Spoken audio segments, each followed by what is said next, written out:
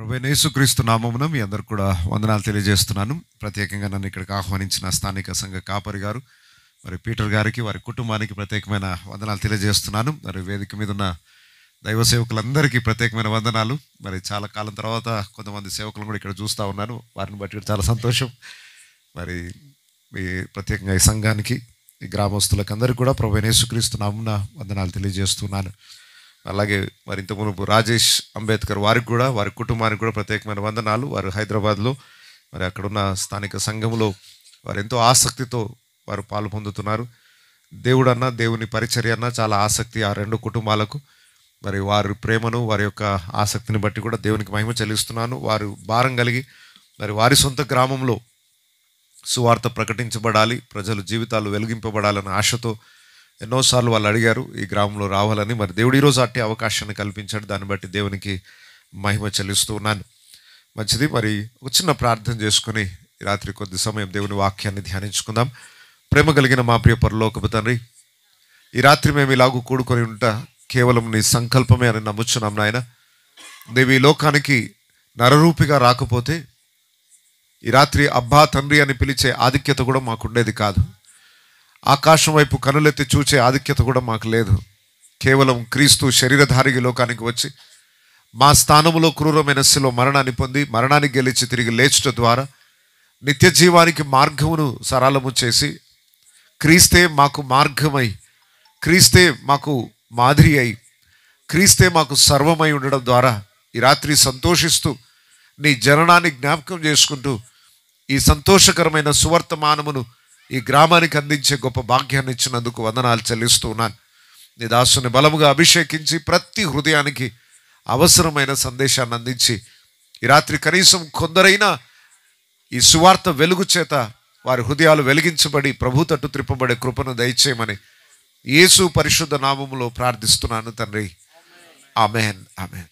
యేసు ప్రభు ఈ లోకంలో జన్మించడం, యేసు ప్రభు ఎవరు, ఆయన ఎందుకు జన్మించాడు, ఈ లోకానికి వచ్చి ఆయన చేసిన పనేంటో నాకు తెలిసినంత వరకు ఇక్కడ కూర్చున్న వారిలో తెలియని వాళ్ళు లేరు. ఈరోజు ప్రత్యేకంగా అది నేను చెప్పవలసిన అవసరత లేదు. ఇక్కడ కూర్చున్న వారికే కాదు, ఈ గ్రామ ప్రజలందరికీ కూడా తెలుసు యేసు ఎవరు, ఈ లోకానికి ఆయన ఎందుకు వచ్చాడు, ఈ లోకంలో ఆయన చేసిన పనులేంటో. వినని వాడంటూ ఒక్కడు కూడా లేడు, తెలియని వాడంటూ లేడు. ఇంత మునుపు జేమ్స్ అయ్య గారు చెప్పారు, ఈ ప్రాంతములో చుట్టుపక్కల గ్రామాలలో మొట్టమొదటిగా సువార్త అందిన గ్రామం అంటిది. చాలా సంతోషం, అద్భుతమైన సాక్ష్యం ఈ గ్రామానికి ఉంది. ఎవరికి లేని భాగ్యాన్ని దేవుడు ఈ గ్రామానికి మొట్టమొదట ఇచ్చాడు. యేసును గూర్చి తెలుసుకునే గొప్ప భాగ్యాన్ని ఇచ్చాడు. గొప్ప గొప్ప సేవకులు ఈ గ్రామంలో ఉన్నారు. అంత గొప్ప ఆధిక్యతని దేవుడు ఈ గ్రామానికి ఇచ్చాడు. అయితే సువార్త అందింది. యేసు ఎవరో తెలుసు, యేసు యొక్క గొప్పతనం ఏంటో తెలుసు, ఆయన ఎందుకు ఈ లోకంలో వచ్చాడు, ఆయన ద్వారా కలిగిన ఆశ్చర్యకార్యాలు, సూచక్రియలు, అద్భుతాలు ఇవన్నీ ఈ గ్రామ ప్రజలందరికీ తెలిసినా ఒక చిన్న సమస్య అయితే ఉంది. ఏంటి అంటే యేసు ప్రభు ఎవరో, ఆయన చరిత్ర ఏంటో తెలిస్తే సరిపోదు. ఆయన ఈ లోకానికి వచ్చాడు అన్న వార్త తెలిసి ఎవరెవరు ఎలా స్పందించారు ఒకసారి ఆ చరిత్రను చూద్దాం.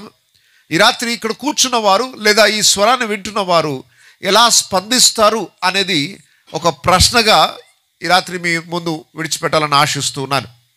యేసు ప్రభు 2000 సంవత్సరాల క్రితము ఈ లోకములో నరరూపిగా, రక్తమాంసములు గలవాడుగా జన్మించినప్పుడు ఆ వార్త విని ప్రజలు ఎలా స్పందించారు అనేది మనం మొదట చూద్దాం. యేసు ప్రభు ఈ లోకంలో పుట్టాడు అనగానే మొట్టమొదటిగా వార్త ఎవరికి అందింది చెప్పండి? మీ ఇంట్లో కొత్తగా పెళ్ళైంది, మీ కొడుకు కోడలు వచ్చారు, వారికి ఒక కుమారుడు పుట్టాడు. ఓకే, తాతగారు ఫస్ట్ కాల్ ఎవరికి చేస్తారు?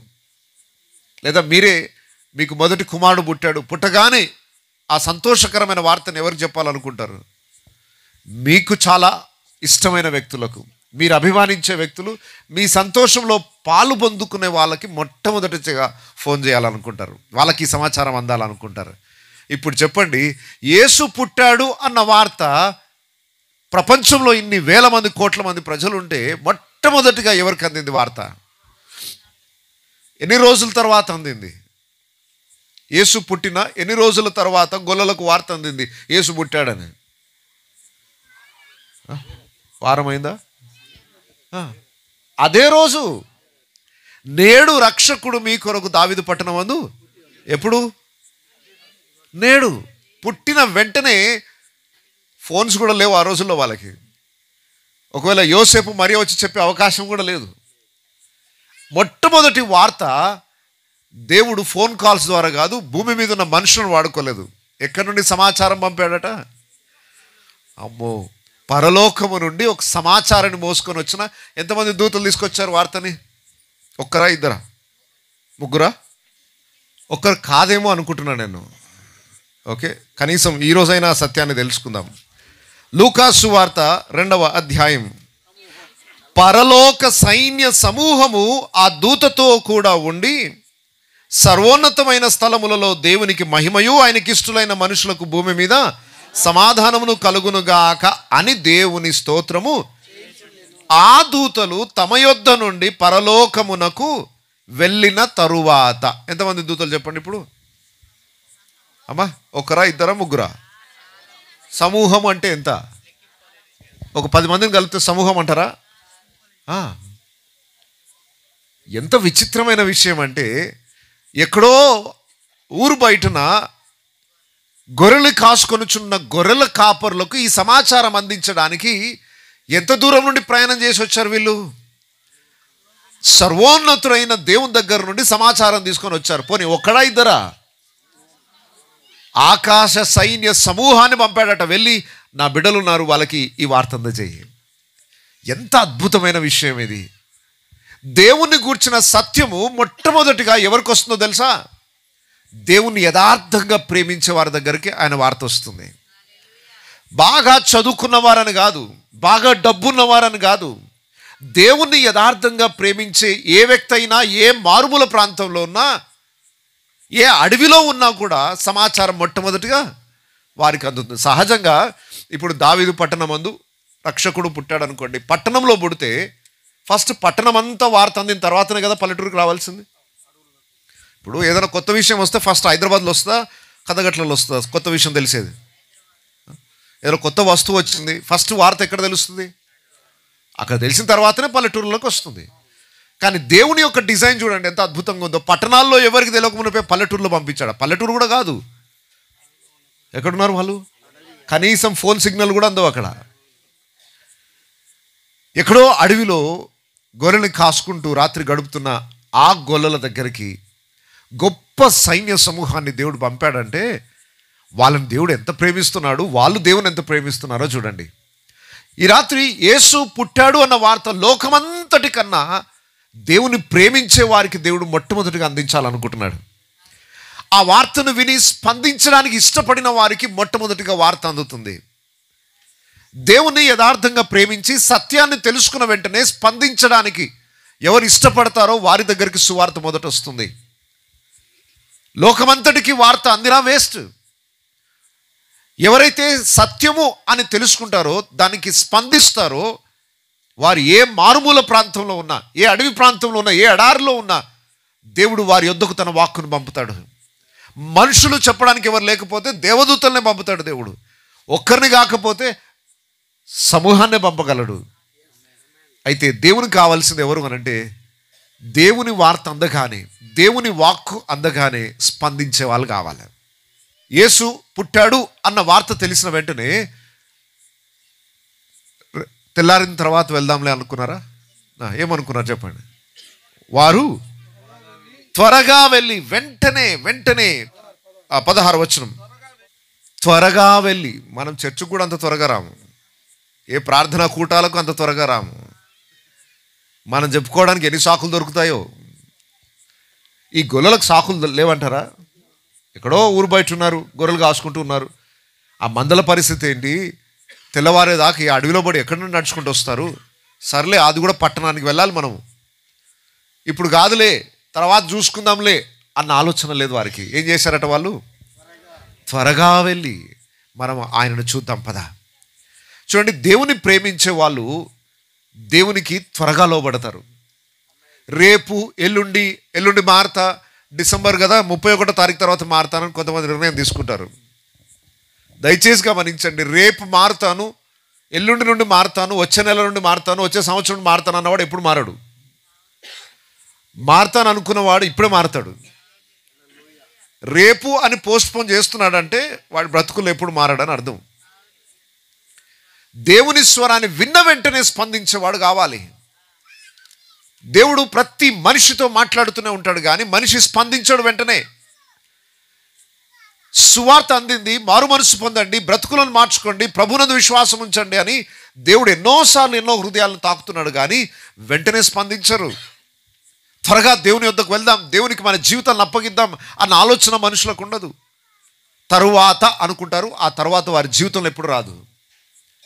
ఈ రాత్రి ఇక్కడ కూర్చున్న వారిలో ఎవరైనా అలాంటి వారు ఉన్నట్లయితే, యేసు ఎవరో తెలుసు మీకు, సువార్త ఎప్పుడో అందింది మీకు, మీ జీవితాలను ఇంకా అప్పగించకుండా రేపు ఎల్లుండి అని పోస్ట్పోన్ చేసుకుంటున్న వాళ్ళు ఎవరైనా ఉన్నట్లయితే, ఈ గొర్రెల కాపరులను చూసి దయచేసి ఒక హెచ్చరిక పొందుకోవాలని కోరుచున్నాను.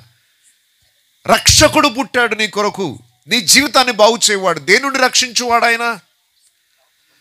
మనుషులను తమ పాపముల నుండి వారిని రక్షించువాడు. నీకున్న పెద్ద సమస్య నీ పాపపు రోగం, దాని నుండి విడిపించడానికి రక్షకుడు పుట్టాడంటే వెంటనే పరిగెత్తుకుంటూ వెళ్ళి రక్షణ పొందాలి. చూడండి, ఒక భయంకరమైన క్యాన్సర్ వచ్చింది, బాబు నేను బాగు చేసి డాక్టర్ వచ్చాడు ఈ ఊరికి అనగానే ఏం చేస్తారు? రేపు వెళ్తా ఎల్లుండి వెళ్తా అంటారా? బాగు కావాలి సార్, ఇప్పుడు తట్టుకోలేకపోతున్నాను, పరిస్థితి తీవ్ర స్థాయిలో ఉంది, రేపు మాపో చచ్చిపోయేటట్టున్నాను, ఒక్కరోజు ఆలస్యం చేసినా శరీరం అంతా కులిపోయేటట్టుంది, ఇప్పుడే వెళ్ళిపోయి వైద్యం చేయించుకోవాలి అని వెంటనే వెళ్ళి ట్రీట్మెంట్ చేస్తారు. జబ్బు తీవ్రత అలా ఉంది. ఒక రోజు 2 రోజులు నిర్లక్ష్యం చేస్తే శరీరం అంతా ఆ వ్యాధి వ్యాపిస్తుంది, ప్రతి అవయవం పాడైపోతుంది. ఒక్కరోజు మీరు లేట్ చేసినా శరీరం ఇంకా కూలిపోతుంది. ఈరోజే ట్రీట్మెంట్ స్టార్ట్ చేయాలి. శరీరానికి సంబంధించిన వ్యాధే అంత త్వరగా దానికి ట్రీట్మెంట్ చేయకపోతే ఎంత ప్రమాదం, పాపపు జబ్బు అంతకంటే ప్రమాదమైంది. ఒక్కరోజు ఆ పాపంతోనే నువ్వు గడిపితే నీ జీవితానికి ఎంత గొప్ప నాశనమైనా చేయగలదు. కాబట్టి ఈ రాత్రి ఇక్కడ కూర్చున్న వారిలో ఇంకా ఎవరైనా యేసు ప్రభుకి మీ హృదయాలను అర్పించకపోతే, దేవుడు మరొకసారి నీకు జ్ఞాపకం చేయడానికే ఈ కూడికను ఏర్పాటు చేశాడని గుర్తించండి. దేవుడు నీతో ఎన్నోసార్లు మాట్లాడాడు. ఆకాశ సైన్య సమూహం రాకపోవచ్చు, ఎంతోమంది దైవ సేవకులు ఈ ప్రాంతంలోకి వచ్చి సువార్త చెప్పి ఉంటారు. సంవత్సరాల తరబడి ఈ గ్రామంలో 100ల కొలది సువార్త సందేశాలు ఈ గ్రామానికి వినబడి ఉంటాయి. నేడు రేపు ఎల్లుండి తర్వాత అనుకుంటూ పోస్ట్పోన్ చేసుకుంటూ ఈ రోజు దాకా వచ్చిన వాళ్ళు ఎవరైనా ఉన్నారేమో. ఈ రాత్రి దయచేసి ఆ గొల్లలు చూడండి, విద్య లేని పామరులు, లోకంలో ఎలాంటి ఘనత లేనివారు, ఎన్నిక లేనివారు, ఎక్కడో ఊరు బయట ఉన్నారు, కానీ దేవుడు వారిని కూడా ప్రేమించాడు. వారికి సువార్త అందిన వెంటనే స్పందించి ఆయన యొద్దకు వచ్చారు. ఈ రాత్రి అలా వచ్చేవారు రక్షింపబడతారా? అలా దేవునికి స్పందించే వాళ్ళంటే దేవునికి చాలా ఇష్టం. వాళ్ళ కోసం దేవుడు ఏమైనా చేయడానికి సిద్ధం. అంత గొప్ప సైన్య సమూహాన్ని వాళ్ళ కోసం పంపాడంటే ఇంకా వాళ్ళకి ఏమైనా చేయగలడు ఆయన. వారి పరిస్థితిని అంతటిని కూడా సరిచేయగలిగిన దేవుడు. దేవుని ప్రేమించే వాళ్ళంటే దేవునికి చాలా ఇష్టం. ఆయన మనల్ని ప్రేమించాడు, ఆ ప్రేమకు స్పందన కావాలి. దేవుడు లోకమును ఎంతో ప్రేమించాడు కాబట్టి తన కుమారుని ఇచ్చాడు. ఇంత ప్రేమించి తన కుమారుని మనకిస్తే మనం దేవుని ప్రేమించకపోతే ఆయన ఎంత బాధపడతాడు? ఆ ప్రేమకు స్పందన కావాలి. స్పందన లేకపోతే ప్రేమకు విలువ లేదు. ఇప్పుడు నేను ఒక వ్యక్తిని ప్రేమిస్తూ ఉన్నాను, ఆ వ్యక్తి నన్ను ఏమి గౌరవించట్లేదు, నాకు స్పందించట్లేదు అనుకోండి, నా ప్రేమ వ్యర్థమైపోయింది. ప్రేమించేవాడికి ఆ ప్రేమ విలువ లేకుండా చేశాం మనం. దేవుడు లోకమును ఎంతో ప్రేమించి తన కుమారుని ఇస్తే ఆ కుమారుని మనుషులు ఈరోజు ప్రేమించట్లేదు, వెంటనే స్పందించట్లేదు. ఇంత గొప్ప రక్షకుడు మన కొరకు ఉద్భవించాడు కదా, వెంటనే వెళ్ళి మారు మనసు పొంది రక్షింపబడదాం, ఈ పాపపు జీవితాన్ని మార్చుకుందాం అని త్వరపడే వాళ్ళు కనబడట్లేదు. ఈరోజు ఇంకా పాపంలోనే ఆనందించాలనుకుంటున్నారు. ప్రభువునొద్దకు వచ్చి బ్రతుకులను మార్చుకోవాలన్న ఆలోచన ఈరోజు సమాజంలో అంతా ఉండట్లేదు. వెంటనే స్పందించడం. దయచేసి ఇక్కడున్న విశ్వాసులు కూడా చెప్తున్నాను, దేవుని వాక్యము మనకు ప్రకటింపబడిన వెంటనే మారు మనసు పొందాలి. ఇక్కడ వాక్యం ప్రకటింపబడుతున్న సమయంలోనే మీ హృదయాలు పశ్చాత్తాపం మారు మనసుతో నింపబడాలి. పేతురు ప్రసంగం చేస్తుండగానే వింటున్న వారందరూ హృదయాలు రంపపు కోతకు గురయ్యాయి. హృదయంలో నొచ్చుకొని, అయ్యా ఇప్పుడు మేము ఏం చేయాలి చెప్పండి. ఎంత త్వరగా స్పందించారు వాక్యానికి. అలా స్పందించిన వాళ్ళు ధన్యులయ్యారు. ఈరోజు ఆ గొల్లలాగా స్పందిద్దాం. వారు యేసునొద్దకు అదే రోజు పరిగెత్తుకుంటూ వచ్చి ఆయనను కనుగొని ఆయనను చూచి దేవుణ్ణి మహిమపరిచారు, ఆరాధించారు, దేవుణ్ణి ఘనపరిచారు. సువార్త అందిన వెంటనే ఎంత అద్భుతంగా స్పందించారు. సరే, వీరికి సువార్త అందిన తర్వాత యేసు పుట్టాడు అన్న వార్త నెక్స్ట్ ఇంకెవరికి అందింది? జ్ఞానులకు అందిందట. వారికి కూడా అదే రోజు అందింది అనుకుంటున్నాను, కాదా? అందలేదా? దేవుడు ఏమన్నా పక్షపాత? కాదు, వాళ్ళకి అదే రోజు అందింది. కాకపోతే జ్ఞానులు యేసునొద్దకు వచ్చేసరికి ఆలస్యమైంది. మరి వారి దూరాన్ని బట్టు, వారి పరిస్థితులను బట్టు తూర్పు దేశపు జ్ఞానులు, ఇదొక అద్భుతమైన విషయం, ఇదొక మర్మము.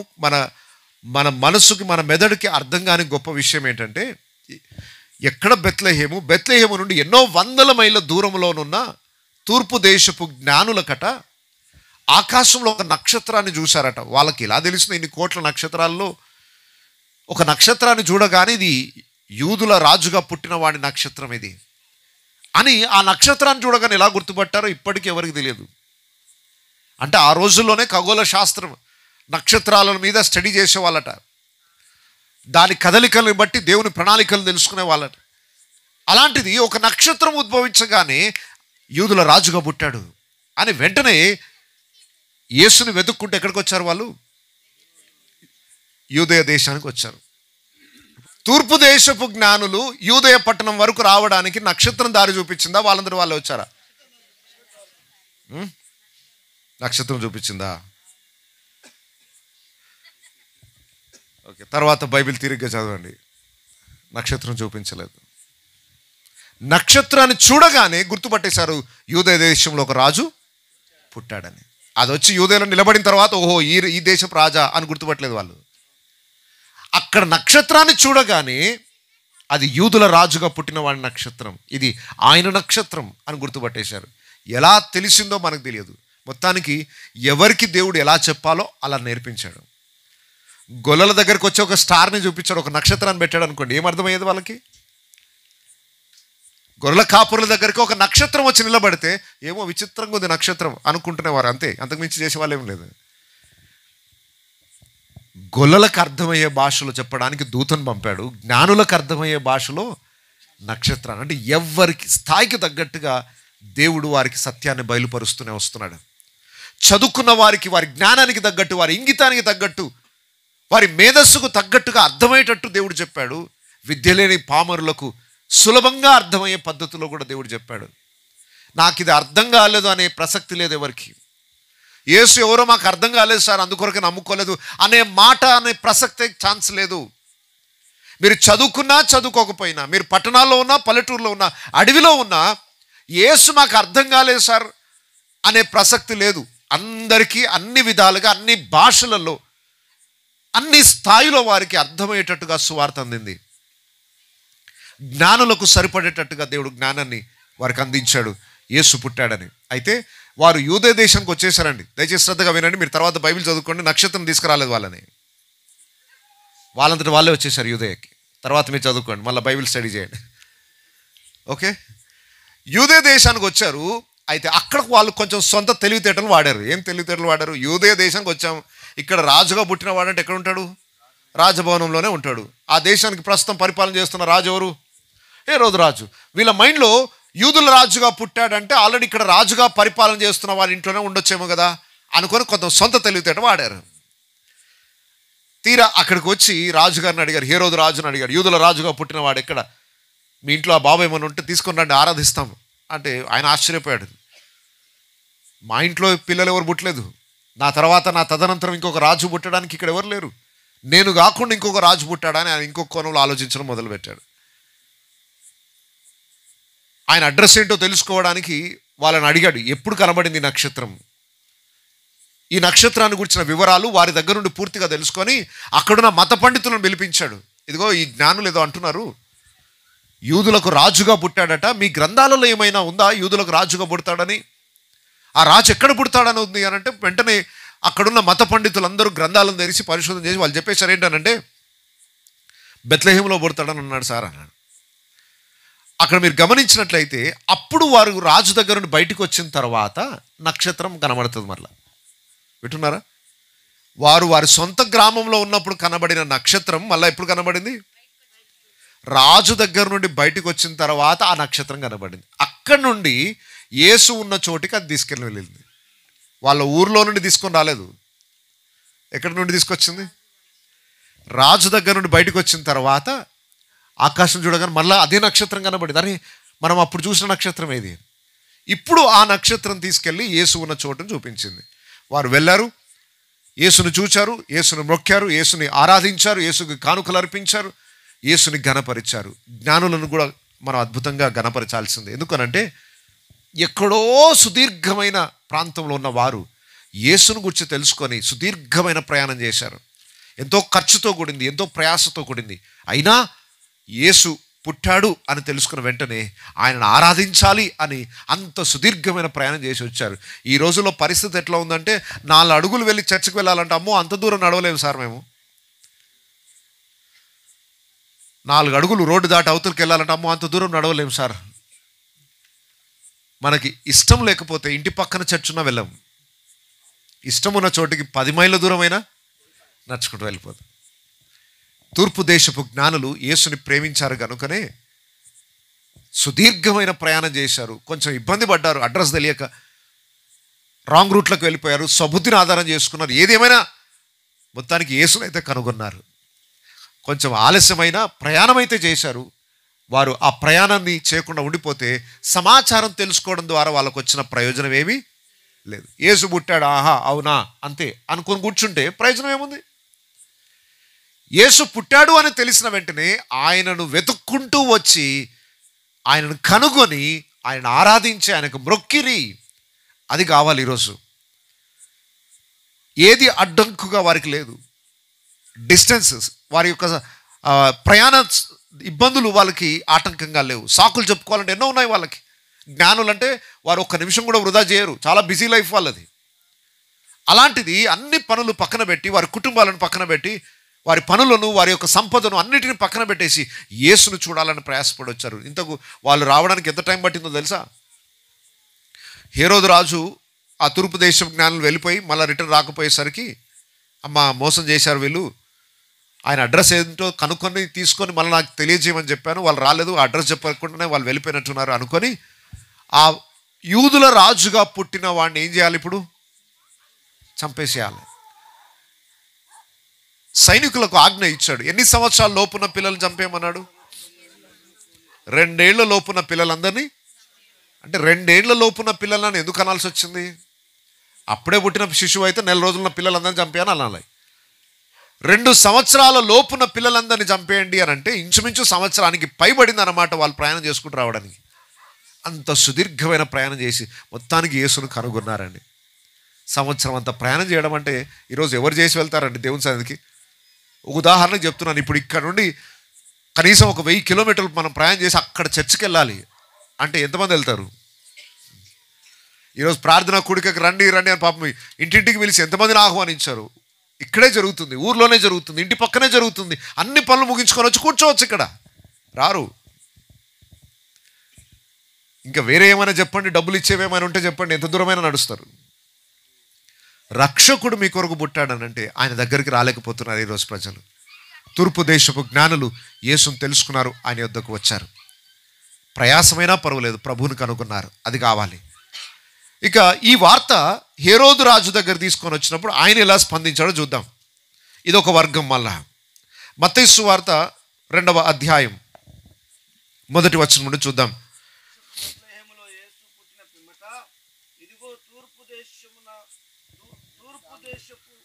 జ్ఞానులు యెరూషలేమునకు వచ్చి యూదుల రాజుగా పుట్టినవాడు ఎక్కడనున్నాడు? తూర్పు దిక్కున మేము ఆయన నక్షత్రమును చూసి ఆయనను పూజింపవస్తమని చెప్పిరి. హేరోదు రాజు ఈ సంగతి విన్నప్పుడు అతడును అతడితో కూడా యెరూషలేము వారందరూ సంతోషించిరి. అమ్మా, యూదులకు రాజుగా పుట్టాడనంటే గొల్లలేమో సంతోషించారు, జ్ఞానులు ఆనందించారు. కానీ ఇక్కడ కొంతమంది కలవరపడుతున్నారట. వింటున్నారు అందరూ? యేసు పుట్టాడు అన్న వార్త కొందరికి సంతోషమైతే కొందరికి గుండెలు కదిలిపోతున్నాయి. ఎందుకో కలవరం. యేసు పుట్టాడన్న వార్త ఆ దేశపు రాజైన హేరోదు గుండెలు కదిలించేసాయి. కలవరపడ్డాడట. ఆయన ఒక్కడే కాదు, ఆ ప్రాంతం ప్రజలందరూ కూడా కలవరపడ్డారండి. ఎందుకు కలవరం? అదే విచిత్రం. యేసు పుట్టాడు అనగానే కలవరం ఎందుకు? ఈయనకు అర్థం కాలేదు ఈ యేసు ఏ రకమైన యేసు. ఈయన సింహాసనాన్ని ఎడగొట్టేయడానికి వచ్చాడు అనుకొని భయపడుతున్నాడు. హేరోదు రాజు సింహాసనం అవసరం ఆయనకి? ఆకాశ మహాకాశములు పట్టజాలని గొప్ప దేవుడు, అత్యున్నత సింహాసనంపై ఆసనుడై ఉన్న దేవుడు ఆ సింహాసనాన్ని వదులుకొని వచ్చింది ఈ హేరోదు రాజు గారి సింహాసనం కోసమా? యేసుని అర్థం చేసుకోలేదు ఆయన. యేసు పుట్టిన వార్త హేరోదు రాజుకు వచ్చింది కానీ అర్థం చేసుకోలేక కలవరపడే వాళ్ళు ఉన్నారు. భారతదేశంలో పెద్ద సమస్య ఇప్పుడు అదే. యేసును గురించి ప్రకటిస్తే చాలు గడగడలాడిపోతున్నారు. సువార్త భారతదేశానికి వచ్చి 2000 సంవత్సరాలు అయిపోయిందండి. ఇంకా క్రైస్తవుల యొక్క జనాభా 4% దాటట్లే. అర్థమవుతుందమ్మా? 2000 సంవత్సరాల నుండి సువార్త ప్రకటించబడుతున్నా కనీసం 4% కూడా నిజమైన క్రైస్తవులు లేరు ఇప్పుడు భారతదేశంలో. ఇంకా మరి ఎందుకు భయపడుతున్నారో అర్థం కావట్లేదు. కలవరం. యేసు పుట్టాడు అన్న వార్తని తెలిసిన వెంటనే స్పందించే వాళ్ళు అందరూ ఉండరు. అక్కడ గొల్లలు ఉన్నారు, జ్ఞానులు ఉన్నారు కదా, అందరు అలాగే ఉంటారు అనుకోకండి. ఇంత పెద్ద గ్రామములో ఈరోజు యేసు పుట్టిన వార్త కొద్ది మందికే ప్రయోజనకరంగా ఉంది. ఇంతమందికి ఆ వార్త తెలిసిన స్పందన వేరేలాగుంది. యేసు పుట్టిన వార్త వాళ్ళకి సరిగ్గా అర్థం కాలేదు. యేసుని భౌతికమైన రాజుగా ఊహించుకుంటున్నారు. అమ్మో, ఈ దేశాన్ని అంత ఆక్రమించేస్తాడేమో, నా రాజ్యం ఈ లోక సంబంధమైనది కాదు. పాపం వాళ్ళకి అర్థం కాలేదు. అర్థమయ్యేటట్టు చెప్పాల్సిన బాధ్యత మనది. ఇక అర్థం చేసుకోకపోతే ఏం చేయలేంలేండి. యేసును సరిగ్గా అర్థం చేసుకోనందుకే ఈరోజు క్రైస్తవ్యాన్ని వ్యతిరేకిస్తున్నారు. యేసు బోధని ఎందుకు వ్యతిరేకిస్తున్నారంటే వారు యేసుని ఇంకొకలా ఊహించుకుంటున్నారు. యేసును గుర్చిన సర్వసత్యము ప్రజలకు ఇంకా అర్థం కాలేదు కనుకనే వ్యతిరేకిస్తున్నారు. ఆయన నిజమైన ప్రేమ, ఆయన దైవత్వము, ఆయన గొప్పతనము అర్థం చేసుకున్నవాడు ఆయన ఎదుట సాగిలపడక తప్పదు. యేసు పుట్టాడు అన్న వార్త నీకు అందగానే కలవరపడకుండా నీ హృదయంలో ఆయనకు చోటునిస్తే నువ్వు రక్షింపబడతావు. సో వార్త అందరికీ అందింది కానీ అందరూ స్పందించలేదు. హేరోదు రాజు అనవసరంగా కలవరపడ్డాడు. కలవరపడమే కాదు, ఇంకా పెద్ద సమస్య ఏంటి? యేసును చంపాలనుకున్నాడట ఆయన. ఎంత క్రూరమైన పని చేశాడు చూడండి. యేసుని అంగీకరించని వాడు ఎంత కరడుగట్టిన నేరస్తులు అవుతాడంటే ఇంకా దేన్నైనా చేయడానికి తెగించేస్తాడు. ఈరోజు ఎంతోమంది క్రైస్తవ మిషనరీలు హతసాక్షులయ్యారు. ఎంత మంచి సేవ చేసిన ప్రజలు. ఉదాహరణకు మీకు అందరికీ తెలిసిన సంఘటన, గ్రహం స్టైన్స్ అనే వ్యక్తిని గురించి విన్నారు. ప్రపంచమంతా ఉలికిపడింది ఒక్కసారి. వారి సొంత దేశాన్ని విడిచిపెట్టుకొని వారి ఆస్తిపాస్తులన్నిటిని అమ్ముకొని ఆ డబ్బంతా తీసుకొని వచ్చి ఒరిస్సా ప్రాంతంలో కుష్ఠరోగుల మధ్య అందరూ కుష్ఠరోగులను తృణీకరిస్తుంటే ఊరి బయటన చిన్న సెంటర్ ఏర్పాటు చేసుకొని ఆ కుష్ఠరోగులను తెచ్చుకొని వాళ్ళకి ట్రీట్మెంట్ చేస్తూ వాళ్ళని ఆదరిస్తూ వాళ్ళని పోషిస్తూ ఉన్నారు. అది చూసి ఓర్వలేకపోయారు. అతి కిరాతకంగా ఆయనను ఆయన 2 కుమారులను జీబులో పెట్టి తగలబెట్టేశారు. ఎంత ఘోరమైన పరిస్థితి. హేరోదు మనసు ఈరోజు చాలా మందిలో పనిచేస్తుంది. వెలుగు అంటే నచ్చింది ఎవరికి చెప్పండి? అమ్మో లైట్ ఎక్కండి అంటున్నాడు అంటే అర్థం ఏంటి? నాకు వెలుతురు వద్దు అనుకునేవాడు ఎవరో తెలుసా? చీకటి కావాలి, నాకు చీకటి కావాలి అని కోరుకునేది ఎవరో తెలుసా? దొంగలు, వ్యభిచారులు. పాపము చేయాలనుకున్న వాడికి ఏం కావాలి? చీకటి కావాలి. వెలుగులో వాడి బండారాలు బయటపడిపోతాయి. అందుకొరకే వారు వెలుగునొద్దకు రారు, వెలుగుని అసహ్యించుకుంటారట. వెలుగు సంబంధులు వెలుగును కోరుకుంటారు. యేసును వద్దు అంటున్నావు అంటే అర్థం ఏంటంటే నువ్వు పాపంలో ఆనందించాలనుకుంటున్నావు. అదొకటే రీజన్, ఇంకా వేరే రీజనే లేదు. యేసు ప్రభువే అడిగాడు, ఎందుకు మీరు నన్ను చంపదలుచున్నారని యూదులను అడిగాడు. నేను ఏ కార్యం చేసినందుకు, నేను ఏం తప్పు చేసినందుకు, నేను ఎన్నో సూచక్రియలు మీ మధ్య చేశాను. కుంటి వారిని, గుడ్డి వారిని అందరినీ బాగు చేశాను. మీ ముందు చేసిన ఇన్ని మంచి క్రియలలో దేన్ని బట్టి మీరు నన్ను చంపాలనుకుంటున్నారు అంటే అన్ని బాగానే ఉన్నాయి సార్, మీరు దేవుడు అంటే ఒప్పుకోలేము. అది కోపం. మీరు అన్ని మేలు చేస్తున్నారు కానీ మీరు దేవుడు అంటే మేము సహించలేము. నువ్వు మనుషులు అయ్యిండు దేవుడు అని చెప్పుకుంటున్నావు మాకు, అదే కోపము. మరి దేవుడు అని చెప్పుకోకపోతే ఇంకేమని చెప్పుకుంటాడు? మరి ఏసే దేవుడు అంటే కోపం. మరి ఆయన తప్ప ఇంకెవరు లేరు. మరి ఆయన దేవుడు అనొద్దు, ఇంకేదైనా చెప్పుకోండి, విప్లవకారుడు అనుకోండి, అమెరికా దేవుడు అనుకోండి, ఇంకో తక్కువ కులం దేవుడు అనుకోండి, ఏమని అనుకోండి, కానీ అందరి దేవుడు అనొద్దు. ఆయన మేలులు అద్భుత కార్యాలు ఏమైనా జరిగితే జరిగి ఉండొచ్చేమో, కానీ యేసు వద్దు మాకు అనుకునేది హేరోదు రాజు లాంటి హృదయాలు ఈరోజు ఇంకా సమాజంలో బ్రతికే ఉన్నాయి. ఆ స్పిరిట్, ఆ ఆత్మ ఇంకా పనిచేస్తూనే ఉంది సమాజంలో. యేసు పుట్టాడని 2000 ఏళ్ల నుండి లోకానికి ప్రకటింపబడుతున్న రక్షకుడు మీ కొరకు పుట్టి ఉన్నాడని ప్రతి చోట దేవుడు సువార్తను ప్రకటిస్తున్న కొందరే స్పందిస్తున్నారు, కొందరు కలవరపడుతున్నారు, కొందరు ద్వేషాన్ని పెంచుకుంటున్నారు. వెలుగంటే ఇష్టపడని వాడు ఎవరు అనంటే పాపాన్ని ప్రేమించేవాడు ఒక్కడే యేసునొద్దకు రాడు. ఇంకా ఇష్టం వచ్చినట్టు బ్రతకాలనుకున్న వాడికే యేసు అక్కర్లేదు అనుకుంటాడు. జీవితాన్ని మార్చుకొని మంచి మార్గంలో నడవాలనుకున్న ఏ వ్యక్తికైనా యేసు అవసరం. ఎందుకంటే విశ్వమంతటిలో మానవ కోటిలో ఎవ్వరు కూడా పరిశుద్ధుడు అన్నవాడు లేడు. యేసు ఒక్కడే పరిశుద్ధుడు కనుక ఆయనను అనుసరించిన వాడు మాత్రమే పరిశుద్ధుడు కాగలడు. ఇంకా వేరే మార్గమే లేదు, వేరే దిక్కే లేదు ఇక మనిషికి. అందుకొరకే ఆయన అన్నాడు, నేనే మార్గమును, ఇంకా లేదు, వేరే రూటే లేదు నీకు. యేసు గాక ఇంకెవరైనా పరిశుద్ధులు ఉంటే చూపించండి, అందరం కలిసి ఆయనను వెంబడిద్దాం. పాపము చేయని వాడు, నాలో యందు ఏమైనా దోషం ఉందా చూపించగలిగిన వాడు ఎవడైనా ఉన్నాడని సవాలు చేసిన ఒకే ఒక్క వ్యక్తి యేసు ప్రభు. అంత పరిశుద్ధుడైన దేవుడు ఈరోజు లోకాన్ని రక్షించడానికి వస్తే ఆయనని ద్వేషిస్తున్నారు, అపహాస్యం చేస్తున్నారు, దూషిస్తున్నారు.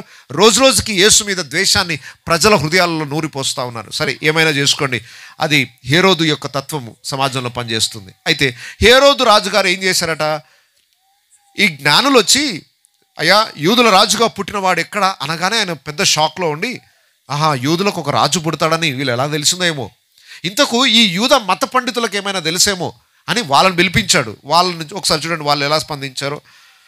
4వ వచనం, 2వ అధ్యాయం 4వ వచనం. రాజు ప్రధాన యాజకులను ప్రజల్లో నుండి శాస్త్రులను అందరినీ సమకూర్చి ఏమని అడుగుతున్నాడు, క్రీస్తు ఎక్కడ పుట్టునని వారిని అడిగాను. వాళ్ళు, సార్ మాకు 10 నిమిషాలు టైం ఇవ్వు, లేదా గంట సేపు టైం ఇవ్వు, వెళ్ళి గ్రంథాలన్నీ వెతికేసి వచ్చి చెప్తామన్నారా? క్రీస్తు ఎక్కడ పుట్టును అని ఆ మత పండితులను అడగగానే ఎంత టైం తీసుకొని చెప్పారు వాళ్ళు? వెంటనే యూదయ బెత్లెహేములోనే అని చెప్పేశారు ఆన్సర్. అంటే వీళ్ళకి యేసు ఎక్కడ పుడతాడో తెలుసా లేదా? వాక్యం తెలుసా లేదా? వీళ్ళకి ధర్మశాస్త్రంలో ప్రవీణులు, ఆది కాండం నుండి మలాకి గ్రంథం వరకున్న ప్రతి లేఖనము క్షుణ్ణంగా ఎరిగిన వారు, ధారాళంగా ఉపన్యాసాలు ఇచ్చేవాళ్ళు, ఏ వచనం ఎక్కడుందో అమాంతంగా వెంటనే చెప్పేవాళ్ళు. వీళ్ళంతా ఎవరు కేటగిరీ అంటే మన దాంట్లో నామకార్థ క్రైస్తవులు ఉంటారు చూసారా, వాళ్ళు అనమాట. ఎవరు వీళ్ళు? మాకు బైబిల్ అంతా తెలుసు సార్ అంటారు. మాకు బైబిల్లో నిజంగానే తెలుసు వాళ్ళకి, పాస్టర్ల కన్నా ఎక్కువ తెలుసు కొంతమందికి. వాదిస్తూ ఉంటారు కొంతమంది, బైబిల్లో రెఫరెన్స్లు తీసి చెప్తూ ఉంటారు. పాస్టర్లను విమర్శించే వాళ్ళు ఉన్నారు, ప్రశ్నించే వాళ్ళు ఉన్నారు, తప్పులు పట్టాలని ప్రయత్నం చేసే వాళ్ళు ఉన్నారు. వీళ్ళందరూ బైబిల్లో మేము మేధావులం అనుకుంటారు. అయ్యా, నువ్వు బైబిల్ 100 సార్లు చదివి నువ్వు మేధావి అయినా, యేసు ఎక్కడ పుడతాడో తెలుసు, యేసు ఏం చేస్తాడో తెలుసు, యేసును గురించిన ప్రవచనాలన్నీ నీకు తెలిసి ఉండొచ్చేమో. వారు యేసు విషయంలో ఎలా స్పందించారు? వారు ఆన్సర్ చెప్పేశారు వెంటనే. బైబిల్ ఏ ప్రశ్న అడిగినా చెప్తారు కొంతమంది, కానీ రక్షణ ఉండదు. ఎక్కడ పుడతాడు అనగానే యూదయ బెత్లెహేములో అడ్రస్ చెప్పేశారు వెంటనే. మరి అడ్రస్ తెలుసు కదా, వెళ్ళారా? అడ్రస్ తెలుసు కదా, రాజుగారికి చెప్పారా మరి అడ్రస్? యూదయ బెత్లెహేములో మరి రాజుగారు అని వెళ్ళాలి కదా. పాపం అడ్రస్ వెతుక్కుంటూ ఎన్నో మైళ్ళ దూరం నుండి వాళ్ళు వచ్చి అడ్రస్ తెలుసుకొని వెళ్ళారు. పక్కనే ఉన్నారు. ఎంత దూరం? బెత్లెహేము చాలా చిన్న గ్రామం, ఈజీగా వెళ్ళి కొన్ని కుటుంబాలే ఉంటాయి. ఇక్కడ కొత్తగా ఇప్పుడు ఈ మధ్య కాలంలో పుట్టిన వాడు ఎక్కడానంటే, 2 సంవత్సరాల్లో పుట్టిన పిల్లలు ఎక్కడానంటే ఒక్కరు సర్వే చేస్తే తెలిసిపోతుంది. వాళ్ళకి అంతా తెలుసు, కానీ యేసునొద్దకు మాత్రం రాలేదు. వీళ్ళు ఎవరు అని అంటే నామకార్థ క్రైస్తవులు. వీళ్ళకి అంతా తెలుసు, కానీ యేసుకి హృదయాలు మాత్రం, బహుశా ఇక్కడ ఎవరైనా అలాంటి వాళ్ళు ఉన్నారేమో. ఇలాంటి ఉపన్యాసాలు చాలా విన్నాం సార్, మీకంటే బాగా చేయగలం మేము, మీకు తెలియని విషయాలు కూడా చెప్పగలం మేము, కానీ ప్రభువుకు మాత్రం హృదయాలు ఇవ్వలేదు. బెత్లెహేముకి వాళ్ళు వెళ్ళలేదండి. ఇంత గొప్ప రక్షకుని సంపాదించుకోలేకపోయారు. మీ జ్ఞానము యేసునొద్దకు మిమ్మల్ని నడిపించకపోతే ఆ జ్ఞానం వ్యర్థమే. బైబిల్ పాండిత్యం మీకు ఎంతున్నా ఇంకా మీ హృదయాలు యేసుకు అర్పించకపోతే, యేసు నొద్దకు మీరు రాకపోతే మీ జ్ఞానము మీ పాండిత్యము వ్యర్థం, అది సున్నా, దేనికి పనికిరాదు. ఈరోజు దేవుని గురించి అంతా తెలిసి కూడా అంగీకరించకపోవడానికి కారణం ఏంటి? ఎంత బుద్ధిహీనత ఇది. కొంతమందికి తెలియక యేసు నొద్దకు రాలేదు. ఇంత బైబిల్ అంతా తెలిసి కూడా ధర్మశాస్త్ర ప్రవీణులై ఉండి, శాస్త్రులు, ప్రధాన యాజకులు అంటే మత పండితులు ప్రజలందరినీ దేవునితో నడిపించడానికి నాయకత్వాన్ని వహించిన వ్యక్తులే యేసుని ఇంకా అర్థం చేసుకోలేకపోయారు, యేసు నొద్దకు రాలేకపోయారు. ఈరోజు చాలామంది క్రైస్తవ కుటుంబాలలో పేరుగాంచిన వారు, పండితులని పిలువబడుతున్న వారు కూడా జీవితాల్లో ప్రభువుకి ఇవ్వలేదండి. ఇంకా విచారకరమైన పరిస్థితి, కొంతమంది పాస్టర్స్ అని పిలువబడుతున్న స్థితిలో కూడా ప్రభువుకి వారి హృదయాలను అర్పించలేదు. చాలా విచారకరమైన పరిస్థితి. యేసు పుట్టాడు అన్న వార్త అందరికీ తెలిసింది, కొందరే స్పందించారు. కొందరు వార్తను తెలుసుకొని కలవరపడ్డారు, కొందరు ద్వేషించారు, కొందరు పట్టించుకోలేదు. వస్తే రాని, పోతే పోని, మాకెందుకు? ఆ ఊర్లో మీటింగ్ అవుతుందంట, వాళ్ళదేదో వాళ్ళు చేసుకుంటున్నారు, మాకెందుకు? క్రైస్తవులే మళ్ళా. యేసు ఎవరో తెలుసు, కానీ మాకు అవసరం లేదు. ఎంత లైట్ తీసుకుంటున్నారో ఈరోజు ప్రార్థనా కూటాలను, దేవుని వాక్య పఠనాన్ని, వ్యక్తిగత ప్రార్థనను, ఆత్మీయ విషయాల పట్ల ఆసక్తి తగ్గిపోతూ వస్తుంది. ఆ పోనీలే, పక్కన ప్రార్థన చేసుకుంటున్నా, మాకు అవసరం లేదులే అనుకుంటున్నారు. యేసును వెతుక్కుంటూ వెళ్ళాలి. ఆయన సమీపంగా ఉన్నప్పుడు ఆయనను వెతికి కనుగొనాలి. కానీ ఈరోజు యేసును వెతికే వాళ్ళు లేరు. ఆయన వాక్యాన్ని వెతికి ఆయనను కనుగొని ఆయనకి తమ హృదయాలను అర్పించే వాళ్ళు ఈరోజు కనబడట్లేదు. ఈ రాత్రి ఇక్కడ కూర్చుని అందరూ నేను అడుగుతున్నాను, మీరు ఏ కోవకు చెందిన వాళ్ళు? యేసును గురించిన వార్త అందగానే వెంటనే సంతోషంతో గంతులు వేసుకుంటూ ఆయనను కనుగొనాలని ఆయన దగ్గరకు వచ్చే వాళ్ళ? ఎంత దూరమైనా పర్వాలేదు సార్, దేవుని వాక్యం మాకు అక్కడ దొరుకుతుందంటే ప్రయాసపడి వెళ్ళి ఆయనను కనుగొనేంత వరకు విశ్రాంతి పొందము అని వెళ్తున్న స్థితిలో ఉన్నారా? లేదా యేసును గురించి వినగానే కలవరము, యేసు మాకు అక్కర్లేదనే ద్వేషంతో ఎవరైనా ఉన్నారేమో? కొందరు యేసును గురించి తెలిసి కూడా, సంఘ సహవాసం యొక్క విలువేంటో తెలిసి కూడా మాకెందుకులే అనే నిర్లక్ష్యంతో ఉన్నారా? ఈరోజు మీరు ఏ స్థితిలో ఉన్నారో నాకు తెలియదు. ఎవరు ఏ స్థితిలో ఉన్నా దేవుడు మాత్రం అందరికీ తను తాను ప్రత్యక్షపరుచుకున్నాడు. దేవుడు అన్యాయస్తుడు కాదు. నాకు తెలియదు అనే మాట నీ జీవితంలో పలికే అవకాశాన్ని దేవుడు ఇవ్వలేదు. యేసు ఎవరో తెలుసు నీకు, ఆయన ఈ లోకానికి ఎందుకు వచ్చాడో తెలుసు, ఈ లోకానికి వచ్చి ఆయన ఏం చేశాడో తెలుసు. ఈరోజు నీ హృదయాన్ని ఆ గొప్ప దేవునికి ఎలా అర్పిస్తావు అనేది ప్రాముఖ్యమైన విషయం. ఎలా స్పందిస్తావు అనేది చాలా ప్రాముఖ్యం. నీ స్పందనను బట్టి నీ ఆశీర్వాదం ఆధారపడింది. గొల్లలు జ్ఞానులు యేసునొద్దకు వచ్చారు, ఆయనను మహిమపరిచారు, ఆనందాన్ని అనుభవించారు. యేసునొద్దకు వచ్చిన వాడేమో ఆనందాన్ని, యేసునొద్దకు రానివాడు హృదయంలో కలవరాన్ని. మీకు కలవరం కావాలా, ఆనందం కావాలా? హేరోదు రాజుకి ఎంత టెన్షనో, ప్రశాంతత లేదు, నిద్ర పట్టకపోవచ్చు. యేసునొద్దకు వచ్చిన వాడేమో ఆయనను స్తుతిస్తూ ఆరాధిస్తూ ఆనందిస్తున్నాడు. యేసునొద్దకు రానివాడికి అన్ని కలవరాలే. నిజంగా చెప్తున్నాను, ఈ రాత్రి యేసు ప్రభు నొద్దకు రాకపోతే మిగిలిందల్లా కలవరమే, మిగిలిందల్లా ప్రశాంతత లేని జీవితం. ప్రయాసపడి భారము మోయిచున్న సమస్త జనులారా, ఏమిస్తాడట? ఆయన ఎందుకు రాకపోతే ఏం దొరుకుతుంది మరి? విశ్రాంతికి ఆపోజిట్ వర్డ్ ఏంటి? ఏం కావాలో కోరుకోండి. యేసునొద్దకు దొరికితే, యేసునొద్దకు వస్తే విశ్రాంతి, ఆయన అక్కర్లేదు అనుకున్న వాడికి కలవరం. మీకు కలవరం కావాలో విశ్రాంతి కావాలో ఈ రాత్రి డిసైడ్ చేసుకోండి. అందరం కూడా తల్లు వంచుదాం, కళ్ళు మూసుకుందాం. అందరం కూడా కళ్ళు మూసుకొని ఒకసారి ఆలోచన చేద్దాం. యేసు వార్త ఇంకా కొత్తగా చెప్పాల్సిన అవసరత లేదు, కానీ యేసుకి ఎలా స్పందిస్తున్నావు అనేది చాలా ప్రాముఖ్యమైన విషయం. ఈ రాత్రి ఇక్కడ కూర్చున్న క్రైస్తవ కుటుంబాల్లో ఉన్న వారైనా కావచ్చేమో, దేవుని వాక్యం మీ వద్దకు రాగానే వెంటనే స్పందిస్తున్నారా? ఆ వాక్యానికి వెంటనే విధేయత చూపిస్తున్నారా? ఆ వాక్యాన్ని బట్టి వెంటనే ప్రభువుని వద్దకు పరిగెత్తుకుంటూ వస్తున్నారా? దేవుని సన్నిధి ఎంత దూరమైనా, ఎంత సమయమైనా మేము వెళ్ళాలి, ఆయన సన్నిధిలో ఆయనను కనుగొనాలి, ఆయన ఆరాధన స్థలానికి వెళ్ళాలి, ఆయనను ఆరాధించే పరిశుద్ధుల సహవాసంలో నేను ఉండాలి, క్రీస్తుతో పాటు నేను ఉండాలి అన్న కోరిక ఎంతమందికి ఉంది? ఈ రాత్రి ఈశ్వరాన్ని వింటున్న ఎంత దూరంలో ఉన్న ప్రజలైనా కానివ్వండి, దయచేసి యేసును మీరు ఎందుకు ద్వేషిస్తున్నారు? యేసును ద్వేషించడానికి ఒక న్యాయబద్ధమైన హేతు ఏమైనా ఉందా? నీకోసం రక్తాన్ని గార్చి ప్రాణం పెట్టి క్రూరమైన శిలువ మరణాన్ని పొంది తన ప్రేమ ఎట్టిదో నీకు రుజువు చేసిన ఆ గొప్ప దేవుణ్ణి తృణీకరించడానికి కారణం ఏమైనా ఉందా? ఎందుకు యేసు అంటే ద్వేషం? ఎందుకు యేసు ప్రభునొద్దకు రాలేకపోతున్నావు? వెలుగునొద్దకు రమ్మని ఆహ్వానిస్తున్నాడు. ఈ లోకానికి వెలుగు ఆయన. ఆయన జీవితము, ఆయన బోధ, ఆయన చేసిన కార్యాలు మానవ కోటికి ఎంతో దీవెనకరమైనవి, నిత్య జీవాన్ని అనుగ్రహించేవి, నిత్య నాశనము నుండి తప్పించేవి, నీ పాపములను కడిగి పవిత్రపరిచి క్రొత్త జీవితాన్ని ఇచ్చే ఆ గొప్ప రక్షకుని ఈరోజు ఎందుకు తృణీకరిస్తున్నావు? ఈ రాత్రి ఇక్కడ కూర్చున్న వారు క్రైస్తవ కుటుంబంలో పుట్టిన ఇంకా పాపంలోనే జీవిస్తున్నట్లయితే యేసు వచ్చి ప్రయోజనం లేకుండా చేసుకుంటున్నావు. ఆయన పాపముల నుండి రక్షించడానికి వచ్చాడు. ఈరోజు నువ్వు పండుగ చేసుకోవడానికి కాదు. ఈరోజు క్రిస్మస్ పేరు చెప్పుకొని నువ్వు ఏదో లోక సంబంధమైన ఆనందాన్ని అనుభవిస్తామని ఆయన రాలేదు. నీకు క్రొత్త జీవితాన్ని ఇవ్వాలని వచ్చాడు. మరి ఏది కొత్త జీవితం? ఎన్ని క్రిస్మస్ పండుగలు చేసుకున్నావు, క్రీస్తు ఇంకా నీ హృదయంలోనికి రాలేదు. నీ బ్రతుకు ఇంకా మారలేదు. నీ పాత జీవితం, రోత జీవితం ఇంకా మార్చుకోలేదు. ఆయన రక్షకుడని లోకానికి ఎలా తెలియజేస్తావు?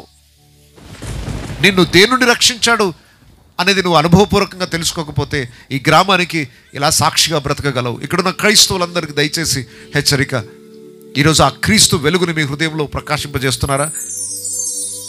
ఆ వెలుగు మీ హృదయంలో ప్రకాశిస్తుందా? మీరు అడుగుపెట్టు ప్రతి స్థలంలో క్రీస్తు కొరకు సాక్షులుగా బ్రతుకుతున్నారా? ప్రజలని క్రీస్తు యొద్దకు నడిపించే వ్యక్తులంగా మనం ఉంటున్నామా? ఒకసారి ప్రశ్నించుకుందాం. ఈ క్రిస్మస్లో ఇంకా ప్రభుకి హృదయాలు అర్పించని వారు అర్పించండి. ప్రభుకు ఆల్రెడీ హృదయాలను అర్పించిన వారు మరొక్కసారి ఇంకా పాపంలోనే జీవిస్తున్నారా? ఆ రక్షకుని ద్వారా పరిపూర్ణమైన రక్షణ అనుభవంలోనికి వచ్చారా? ఒకసారి ప్రశ్నించుకుందాం.